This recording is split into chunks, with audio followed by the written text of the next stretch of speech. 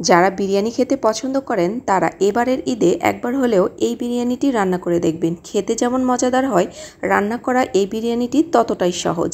আপনাদের কাছে থাকবে পুরো প্রস্তুত প্রণালীটি খুব সহজভাবে। আশা করছি আপনাদের কাছে ভালো লাগবে। আর ভালো লেগে থাকলে অবশ্যই আমার চ্যানেলটিকে সাবস্ক্রাইব করে রাখবেন। আপনাদের অনুপ্রেরণায় আমাকে আরও বেশি উৎসাহিত করে।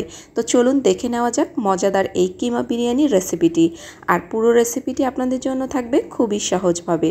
সবার প্রথমে তৈরি করে নেব বেরেস্তা। তো তার জন্য আমি এখানে হাফ কাপ পরিমাণ তেল দিয়েছি, তার সাথে দিয়ে নিচ্ছি 1 কাপ পরিমাণ পেঁয়াজ কুচি।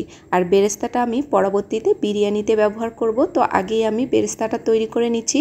তো বেরেস্তার কালার চলে এসেছে। এখান থেকে আমি প্রায় 3 ভাগের 2 ভাগ পরিমাণ বেরেস্তা এখানে উঠিয়ে রেখে দেব, আর 1 ভাগ আমি এখানে রেখে দিয়েছি। আর এটাতে আমি কিমাটা রান্না করে নেব। তো এই বেরেস্তার মধ্যে আমি 2টো সাদা এলাচ আর একটি তেজপাতা মাঝখান থেকে ছিঁড়ে নিয়েছি। এখন এর মধ্যে হাফ কেজি পরিমাণ গরুর মাংসের কিমা ব্যবহার করছি। আপনারা চাইলে এখানে খাসির মাংসের কিমাটাও ব্যবহার করতে পারেন। এরপর দিয়ে নিচ্ছি স্বাদমতো লবণ, লাল মরিচের গুঁড়ো দিয়ে নিচ্ছি হাফ টেবিল চামচ পরিমাণ, হলুদের গুঁড়ি দিয়ে নিচ্ছি 1/4 চা চামচ পরিমাণ, গরম মশলার গুঁড়ো 1/4 চা চামচ পরিমাণ। এরপর দিয়ে নিচ্ছি 1 টেবিল চামচ পরিমাণ ধনে গুঁড়ো। আর ধনে গুঁড়োটা এখানে আপনারা চাইলে ব্যবহার নাও করতে পারেন, হাতের কাছে না থাকলে। আদা রসুনের পেস্টটাকে একটু বেশি করে দিয়ে নিতে হবে। আমি এখানে প্রায় 3 টেবিল চামচ পরিমাণ আদা রসুনের পেস্ট ব্যবহার করেছি। 1 টেবিল চামচ পরিমাণ দিয়ে নিচ্ছি টমেটো সস। এরপর এর সাথে দিয়ে নেব টক দই প্রায় 3 টেবিল চামচ পরিমাণ। তো আমি টক দইটা একটু ফেটিয়ে নিয়েছি। তো আপনারা চাইলে ইনস্ট্যান্ট টক দই কিন্তু তৈরি করে নিতে পারেন। গুঁড়ো দুধ হালকা একটু গরম পানির মধ্যে মিশিয়ে এর মধ্যে আপনারা ভিনিগার অ্যাড করলেই কিন্তু টক দইটা তৈরি হয়ে যাবে। আর 5 মিনিটের মধ্যে এই টক দইটা তৈরি করে নেওয়া যায়। তো সবগুলো উপকরণ ভালো মতো করে মিশিয়ে নিচ্ছি। টক দইয়ের বাটির মধ্যে আমি হাফ কাপ পরিমাণ পানি দিয়ে নিয়েছি। এখন এই বাটিটা ধুয়ে যে পরিমাণ পানি নিয়েছি পুরো পানিটাই আমি কিমার মধ্যে দিয়ে নেব। তো হাফ কাপ পরিমাণ পানি দিয়েই পুরো কিমাটা আমি সেদ্ধ করে নেব। তো এটা থেকে আরও কিছুটা পানি বেরিয়ে আসবে। এরপর ঢাকনা দিয়ে প্রায় মিডিয়াম টু লো আছে এটাকে রান্না করে নেব 15 মিনিটের মতো। তো এর মধ্যে আমি ঢাকনা খুলি নাই, 15 মিনিট আমি একদম লো আছে কিমাটা একদমই সেদ্ধ করে নিয়েছি। এই পর্যায়ে ঢাকনাটা উঠিয়ে কিমাটাকে আরও 3 থেকে 4 মিনিটের মতো কষিয়ে নিতে হবে, যাতে কিমা থেকে তেল উঠে আসে। তো যখন কিমা থেকে তেল বেরিয়ে আসবে কিমাটা রান্না করা হয়ে যাবে। 20 মিনিটের মতো সময় লাগে এই কিমাটা রান্না করে নিতে। এখন এই কিমা থেকে বেশ সুন্দর একটা ফ্লেভার বেরিয়ে আসছে। তো এখন কিমাটা আমি নামিয়ে সাইড করে রেখে দেব। এই পর্যায়ে আমি চালের প্রিপারেশানে চলে যাব। তো চালের প্রিপারেশান করার জন্য আমি চুলার মধ্যে বসিয়ে নিয়েছি একটি বড় সাইজের প্যান। এর মধ্যে বসিয়ে দিয়েছি কিছুটা পরিমাণ পানি, সাথে এখন কিছু মশলা দিয়ে নেব। 2টো দারুচিনির টুকরো দিয়েছি, তেজপাতা 2টো নিয়েছি, সাদা এলাচ নিয়েছি 5-6টির মতো, ছোট একটা স্টার অ্যানিস নিয়েছি, আর হাফ টেবিল চামচ পরিমাণ নিয়েছি সাজিরা। হাতের কাছে না থাকলে সাজিরাটা না দিলেও হবে। এরপর দিয়ে নিচ্ছি 1 মুঠো পরিমাণ পুদিনা পাতা, আর সাথে নিচ্ছি 1 মুঠো পরিমাণ ধনিয়া পাতা। এই 2টো পাতার ফ্লেভারে বিরিয়ানির টেস্টটা অনেক গুণ বেড়ে যাবে।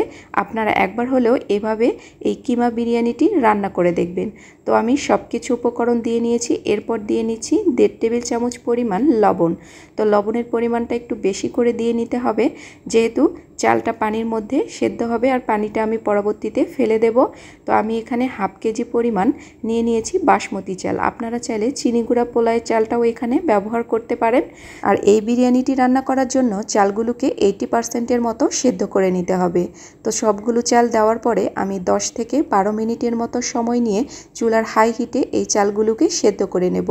আর পাতা থেকে যে ফ্লেভারটা বেরিয়ে আসবে পুরোটাই কিন্তু চালের মধ্যে চলে যাবে, আর এটা থেকে অনেক সুন্দর একটা ফ্লেভার বেরিয়ে আসে। আপনারা একবার যদি তৈরি করে না খান তাহলে কিন্তু বুঝতে পারবেন না। তো চালগুলো একদমই 80% সেদ্ধ হয়ে গেছে। চালগুলোকে পানি ঝরিয়ে যেই প্যানে আমি বিরিয়ানিটি বসিয়ে দেব সেই প্যানে নিয়ে নিচ্ছি। তো পুরো চালগুলোকেই নেব না, এখানে আমি প্রায় 3 ভাগের 1 ভাগ চাল নিয়ে নিচ্ছি। এরপর দিয়ে নিচ্ছি কিমা। তো এরকম করেই সাজিয়ে নিতে হবে। তো কিমা এখানে আমি 3 ভাগের 1 ভাগ দিয়ে নিয়েছি।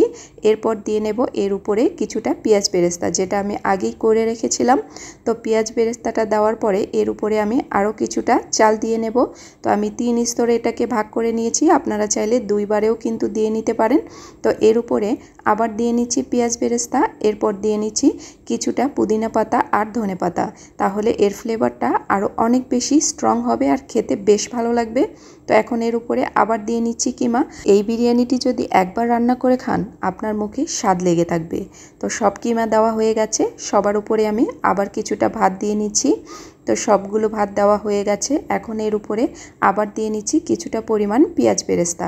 বিরিয়ানির মধ্যে বেরেস্তার ফ্লেভারটা কিন্তু বেশ ভালো লাগে।